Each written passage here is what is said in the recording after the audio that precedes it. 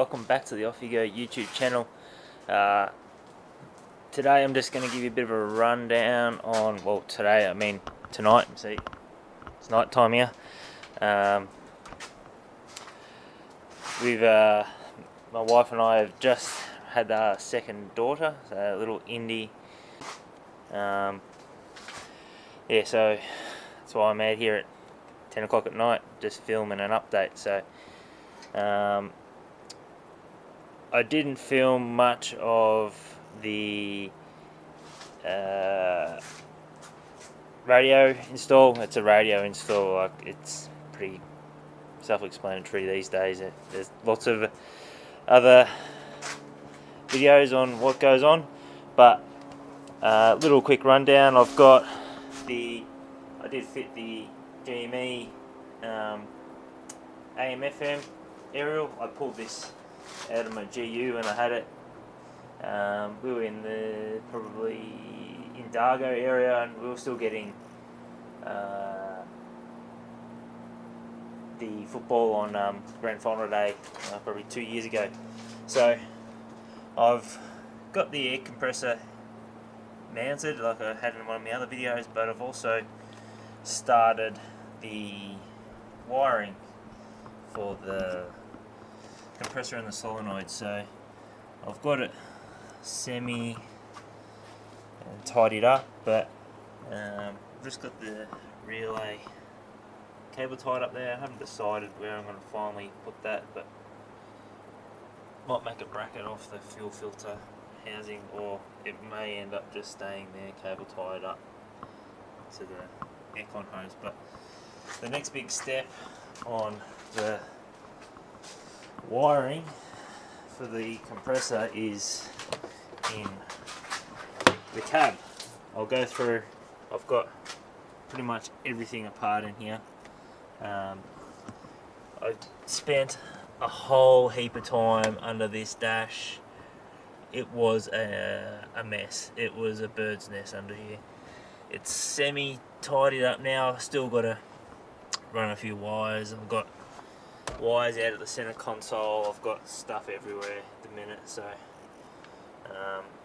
got the dash out. So what I'm gonna do is I'm gonna run the factory diff lock.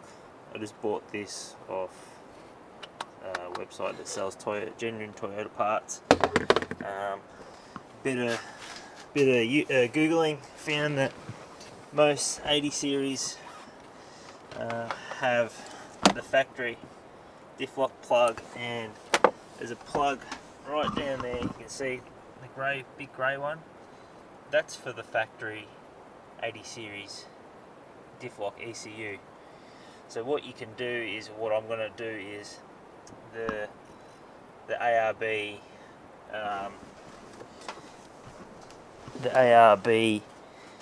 compressor loom, I'm going to modify it so that it'll tap into that loom. I'm going to run a couple of switching transistors and a couple of resistors, so I can turn on the dash lights, the factory diff lock front and rear dash lights, when I turn the rotary dial diff lock switch. Thanks to a few guys off, I think it's I Hate Mud forum, that have done this before, but they used a few relays to switch the lights on, because the dash light's actually a RA negative switching light, so it's got a constant 12 volt power to the light circuit, and then to turn the light on you've got to ground it. So the ARB diff lock kit is a positive switch, so the easiest way is to use a couple of relays. Well, that's the most common way, but relays are bulky and you got to run electric wires. A couple of I think they were 75 cents transistors, and I think they're similar for the resistors. Wire it up, and basically I'll take some videos of it when I've got it all sort of mocked up and in place, which probably maybe tomorrow's job. I'll see how we go for time, but yeah, that'll be what I'll do to get that working. It's going to be a bit of fun deciding what I'm going to do, and then I'm also going to put the air compressor switch in the factory dash panel. So in that location there where there isn't a plug. I was toying around the idea of maybe having not using the factory diff lock switch. Some people say, oh well, you can only have the front on if you've got the rear on, but if you're going to need the front locker, you're definitely going to need the rear locker. So it's bang bang bang, air compressor on. The way the wiring loom works is that in the ARB you've got the 3 rocker switches, the air compressor and the front lock, rear diff lock. The way the ARB loom works anyway, you have to have the air compressor on, and you have to have the rear diff lock on to get the front diff lock to work. That's the way it's wired in. So it's the same anyway, unless you actually modify the loom that you can separate the front and rear diff lock. But I was considering not running this and having the 3 rocker switches up here, because a lot of people do run them in here, but I've got the rear heat. So if you can see, it's poor lighting, it's 10 o'clock at night. Sub tank and the rear heat fan switch there. So I was potentially going to run them up here because I've got the GME AM/FM aerial, so I don't need the factory one. So I could have pulled that out and just put a blank plane in there and put them there. But I decided I already had this. I already had ordered this because I was planning to do that. But the wiring would have been a lot easier if I just put the rocker switches in. But it's not as neat. One thing, if you are gonna run the factory diff lock lights in the dash, the cars like GXL, GX that don't have factory diff locks, it's the position's in the dash, but there's no globe socket and no globe. So I did a quick trip down the wreckers. I've got a couple of globes, I've got a couple of blankum plugs. What else did I get? Oh, the other thing I got, the little trick, the little thing that I was sort of planning out on doing is I'll show you running 2 holders.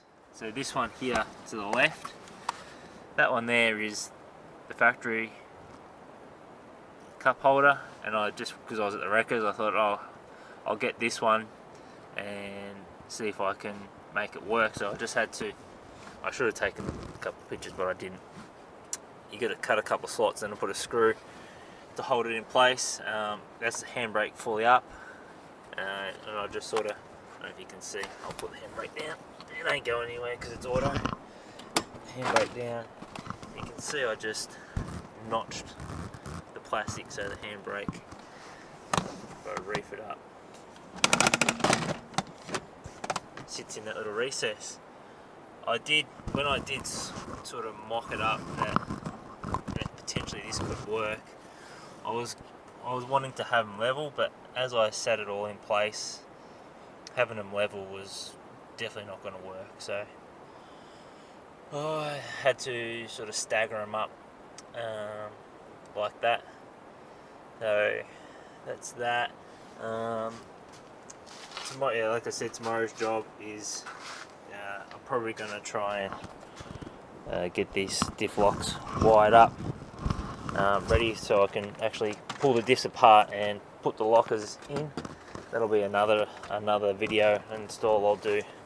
I've got a fairly comprehensive mods list of the front diff anyway. I'm going to brace it, put the front diff cover on it, rebuild the whole center from hub to hub, That's probably going to be a few episodes in that. But that's it for this little video right now. I'll sign off here, and I'll see you in the next video. Cheers.